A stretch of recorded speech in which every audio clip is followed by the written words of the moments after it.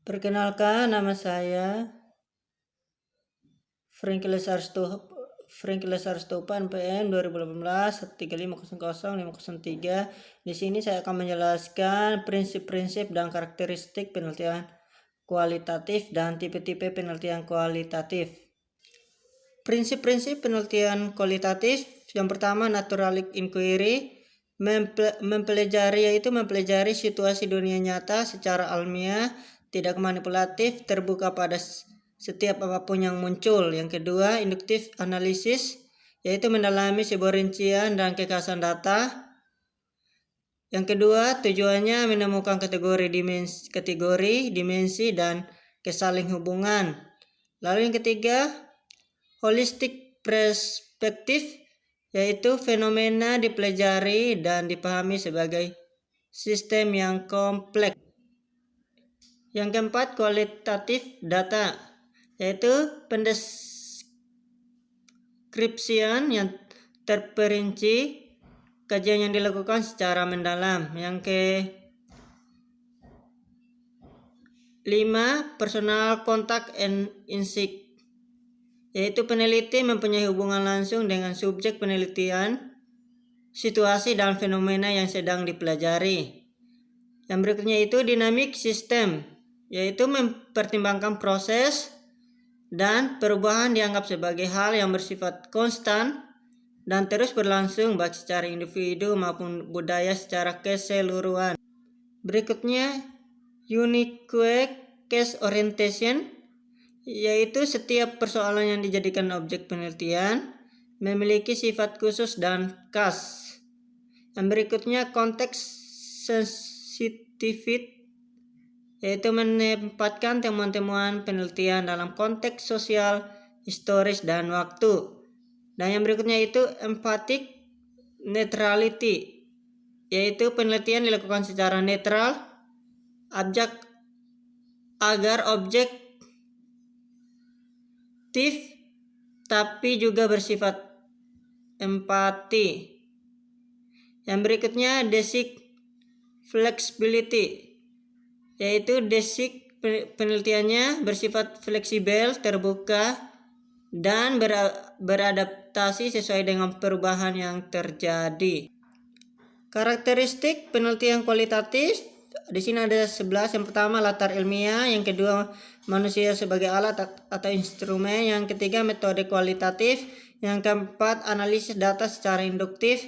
Yang kelima, teori dari dasar, ground theory. Yang keenam, deskriptif. Yang ketujuh, lebih meningkatkan proses daripada hasil. Yang kedelapan, adanya batas yang ditentukan oleh fokus. Yang kesembilan, adanya kriteria khusus untuk kekhasan data. Yang ke-10, desain yang bersifat sementara. Yang ke-11, hasil penelitian dirundingkan dan disepakati bersama. Di sini tipe-tipe penelitian kualitatif. Di sini ada beberapa. Yang pertama, fenomenologi. Peneliti melakukan pengumpulan data menggunakan observasi partisipasi untuk mengetahui fenomena esensial partisipasi dalam pengalaman hidupnya. Yang kedua, ground theory. Peneliti dapat menarik generalisasi serta teori yang abstrak tentang proses, tindakan, atau interaksi berdasarkan pandangan dari partisipasi yang diteliti. Yang ketiga, etnografi. Peneliti melakukan studi terhadap budaya kelompok dalam kondisi alami melalui observasi dan wawancara. Yang keempat, case study, yaitu peneliti melakukan eksplorasi secara mendalam terhadap program, kejadian, proses, atau aktivitas terhadap satu atau lebih individu. Yang kedua, suatu kasus terikat oleh waktu dan aktivitas. Dan yang ketiga, peneliti melakukan pengumpulan data secara rinci menggunakan berbagai prosedur pengumpulan data dan dalam waktu berkesinambungan. Yang kelima, naratif, yaitu peneliti melakukan studi terhadap satu atau lebih individu untuk memperoleh data tentang perjalanan dalam kehidupannya. Dan yang kedua, laporan yang dibuat peneliti berbentuk naratif dan kronologis. Penelitian fenomenologi. Di sini ada beberapa. Yang pertama, penelitian fenomenologi merupakan penelitian yang khusus pada fenomena atau realita yang tampak untuk mengkaji penjelasan di dalamnya. Yang kedua, fenomenologi sendiri memiliki dua makna, yaitu sebagai filsafat, sains, dan juga metode penelitian yang bertujuan mencari arti atau makna dari pengalaman yang ada dalam kehidupan. Yang ketiga, penelitian fenomenologi dapat dimulai dengan memperhatikan dan menelaah fokus fenomena yang hendak diteliti, yang melihat berbagai aspek subjektif dari perilaku objek.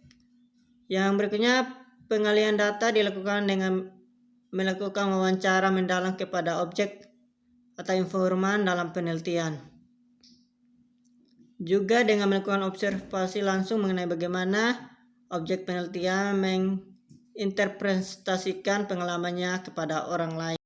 Penelitian ground theory.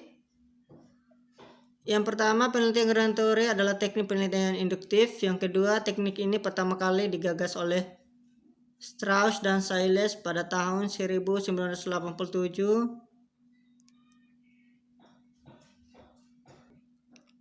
Pendekatan penelitian ini berguna dalam menemukan problem-problem yang muncul dari sebuah situasi.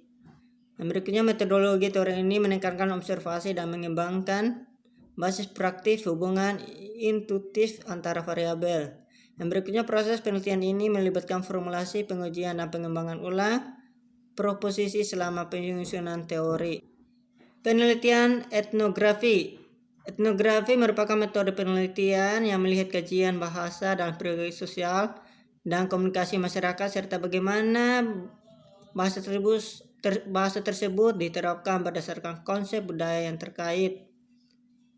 Yang kedua, kajian etnografi memiliki dua dasar konsep yang menjadi landasan penelitian, yaitu aspek budaya dan bahasa. Yang berikutnya, tujuan dari penelitian etnografi yaitu untuk mengkaji bentuk dan fungsi bahasa yang tersedia dalam budaya, serta digunakan untuk berkomunikasi individu di dalamnya, serta melihat bagaimana bentuk dan fungsi bahasa tersebut menjadi bagian dari kehidupan masyarakat. Yang berikutnya, metode etnografi biasanya digunakan pada kegiatan atau ritual tertentu dalam masyarakat, seperti bahasa, kepercayaan, cara-cara hidup, dan lain-lain sebagainya.